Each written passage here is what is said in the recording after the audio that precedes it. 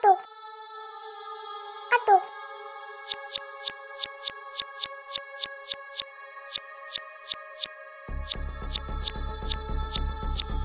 까똑 까똑 까똑 까똑 까똑 까똑 까똑 까똑 까똑 까똑 까똑 까똑 까똑 까똑 까똑 까똑 까똑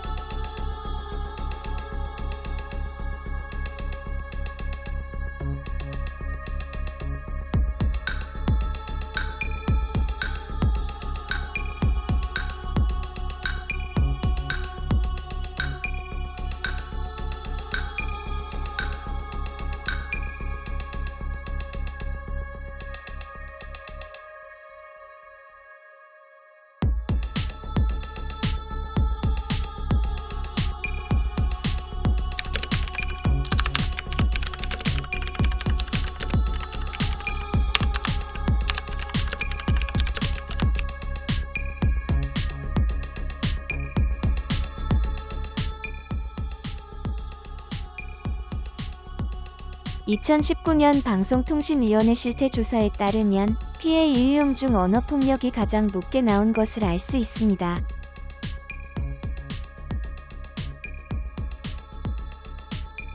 피해 수단으로는 카카오톡, 페이스북, 메신저에서 피해가 가장 많이 일어납니다. 온라인 게임과 SNS 역시 높은 수치를 나타냅니다.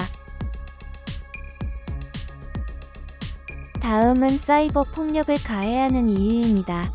상대방이 먼저 그런 행동을 해서 보복하기 위함이 45%, 상대방이 싫거나 화가 나서가 39%, 특별한 이유가 없으며 주변에서 함께하고 친구들과 어울리기 위해서가 31%, 재미나 장난, 스트레스 해소가 21%로 나타났습니다. 그럼 지금부터 사이버 폭력의 유형에 대해 알아보겠습니다.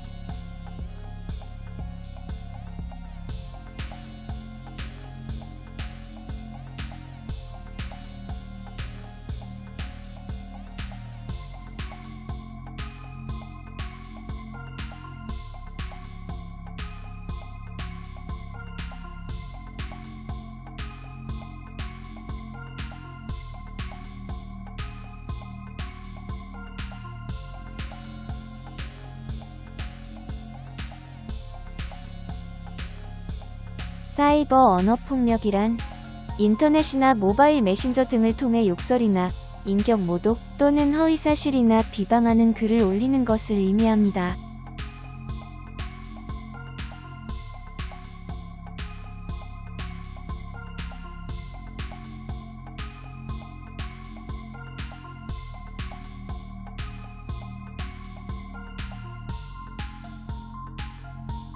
사이버 갈취란 인터넷이나 스마트폰을 이용해 특정인에게 돈, 사이버머니, 캐릭터, 아이템 등의 강제로 빼앗는 행위를 의미합니다. 주로 스마트폰의 데이터 및 핫스팟 사용을 강요하는 행위, 소액 결제를 강요하는 기프트콘을 받는 행위, 게임 아이디를 주고 성장을 강요하는 행위 등으로 나타납니다.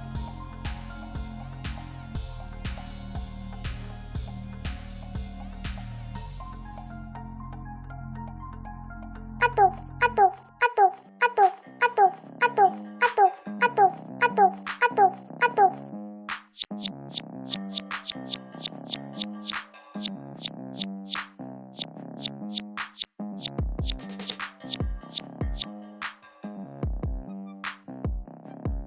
사이버 왕따란 인터넷 대화방이나 스마트폰, 카카오톡 등에서 상대방을 따돌리는 행위를 의미합니다.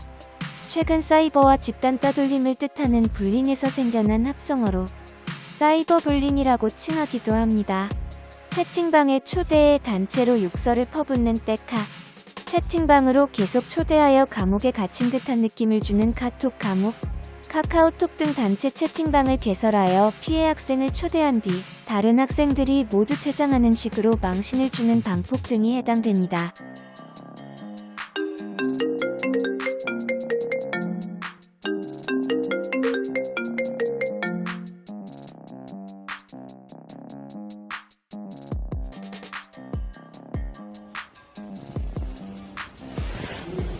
야, 쟤 밥 먹나 봐. 더러워. 호리씨 밥 먹는 거야, 지금? 쟤 되게 신나게 먹는 애인데? 조용히 해.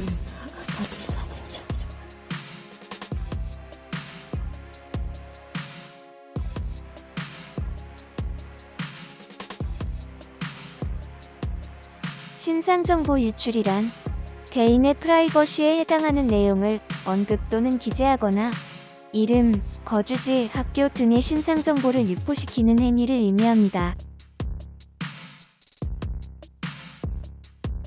사이버 명예훼손이란 상대를 비방할 목적으로 모욕적인 글이나 사진, 동영상을 올려 상대방의 명예를 떨어뜨리거나 인격을 침해하는 것을 의미합니다. 여기서 중요한 것은 그 내용이 사실이라고 하더라도 상대방의 명예를 떨어뜨리고 인격을 침해하는 행동이라면 명백한 사이버 명예훼손에 해당합니다.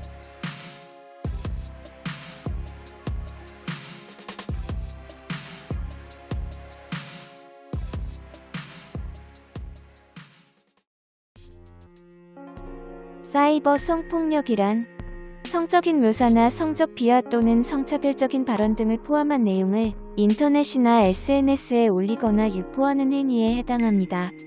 예를 들어 성적인 내용의 문자, 사진, 동영상을 상대방 동의 없이 전송하는 행동, 음란한 내용의 동영상을 제작하여 유포하는 행동, 사이버 공간에서 음란한 내용의 문자, 사진, 동영상 등을 판매하여 공공연하게 전시하는 행동 등이 있습니다.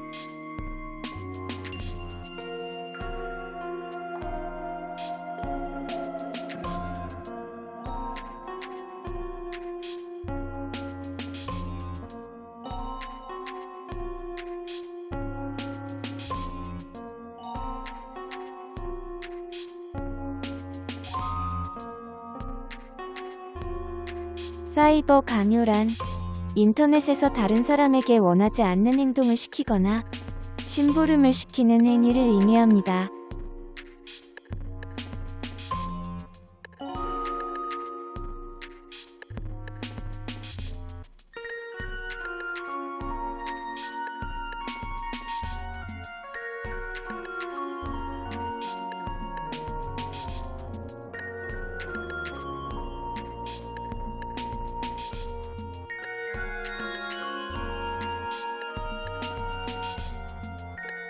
사이버 스토킹이란 사이버 공간에서 원하지 않는 문자나 사진, 동영상을 반복적으로 보내어 상대방에게 점차 이 행동에 대해 불안함과 두려움을 주는 행위를 의미합니다.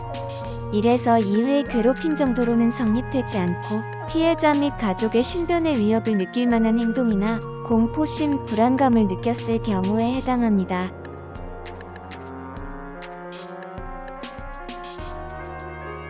사이버 폭력 대응 방법에 대해 알아보겠습니다. 첫 번째, 절대 혼자서 해결하려고 하지 마세요. 두 번째, 부모님 또는 선생님에게 도움 요청하세요. 주변에서 도와줄 수 있는 부모님, 선생님에게 알려 해결책을 함께 찾아갑니다.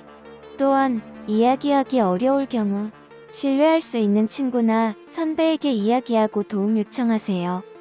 세 번째, 증거 자료를 수집해야 합니다.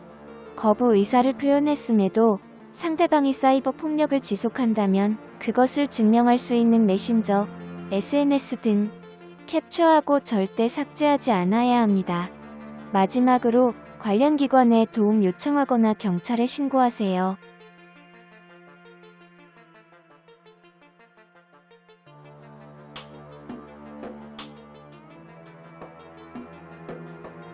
사이버 폭력 처벌에 대해 알아보겠습니다.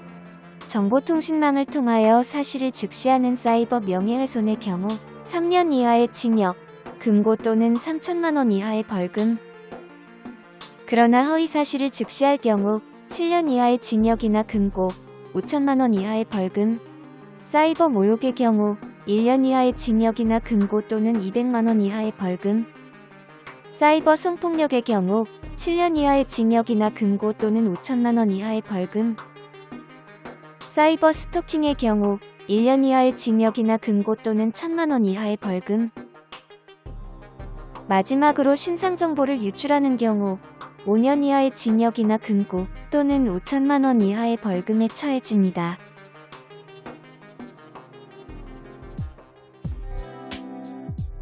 만약에 실제로 떼카 경험하면 어떨 것 같은가요? 아, 정말 힘들고 버티기 어려울 것 같습니다. 네, 저도 이번 영상에서 떼카를 경험을 했었는데 이제 나갔다가 다시 초대됐는데 되게 감옥에 갇힌 기분이 들더라고요. 가해자 친구들이 과연 이 본인이 하는 행동이 사이버 폭력이라는 것을 과연 알까요? 좋은 얘기네. 대부분의 가해자들은 본인이 어떠한 폭력을 쓰고 있다 생각하지 않고 장난친다고 생각합니다.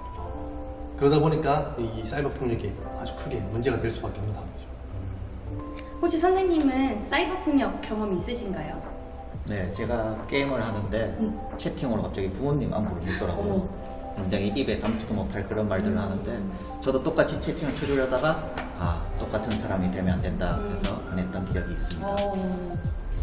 이렇게 저도 사이버 폭력에 대해서 영상을 촬영하면서 느낀 것이 있는데요. 가장 첫 번째로 일단 폭력의 유형이 저도 모르게 많이 바뀐 것 같아요. 제가 학교 다닐 때는 신체적 폭력밖에 생각 못했는데 이제는 뒤에서 사이버, 카톡이나 문자로 학생들끼리 또 폭력이 이루어진다는 게 너무나도 놀라웠습니다. 아이들이 사이버 폭력의 가해자나 피해자가 되지 않도록 가정에서의 따뜻한 관심이 필요합니다. 우리 청소년 여러분들도 자신의 모습을 다시 한번 돌아보고 그리고 이제 서로 존중하는 태도로 말을 해서 우리 청소년이 피해자와 가해자로 나뉘는 게 아니라 우리 다 하나 같은 청소년이 되시길 바랍니다. 사이버 폭력 NO! 친구와 사이좋게 오케이.